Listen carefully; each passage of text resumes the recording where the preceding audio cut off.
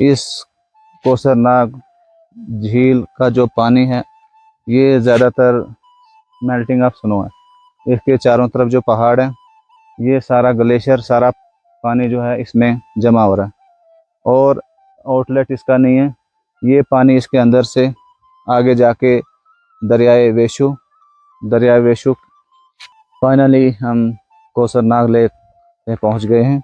कोसरनाग जो है लेक जो है ये कुलगाम के अंदर है और इसके लिए 2 रूट हैं और जो हमने रूट लिया था वो अहरबल से कंगवटन से माहीनाग।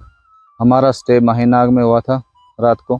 सुबह हम वहाँ से चले थे और इस वक्त हम कोसरनाग झील। अभी जून का महीना है और पीछे आप जो देख रहे होंगे झील, ये अभी इसमें पूरी बर्फ़ है। ये मे भी जुलाई और अगस्त में इस बार हो सकता है ज़्यादा बर्फ़ गिरी है, जिस वजह से अभी भी पूरी लेक जो है इसके ऊपर पूरी बर्फ़ है।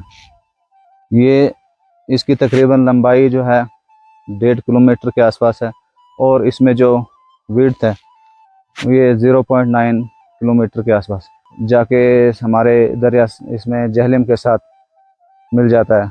और दरिया वेशु का ओरिजिन जो है ये कोसरनाग लेक ही है।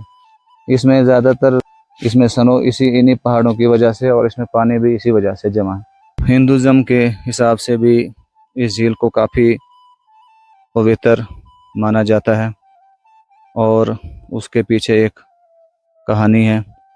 नीलमत पुरानास के अंदर है कि जब बहुत बड़ा तूफ़ान आया था तो जो मन्नू की कश्ती है वो इन्हीं पहाड़ों में स्टक हुई थी और उस कश्ती पे वेदास और सप्तऋषि थे। तो इस झील को पवित्र इसलिए कहा जाता है क्योंकि इसकी शक्ल जो है, इसकी शेप जो है वो पाँव की तरह है।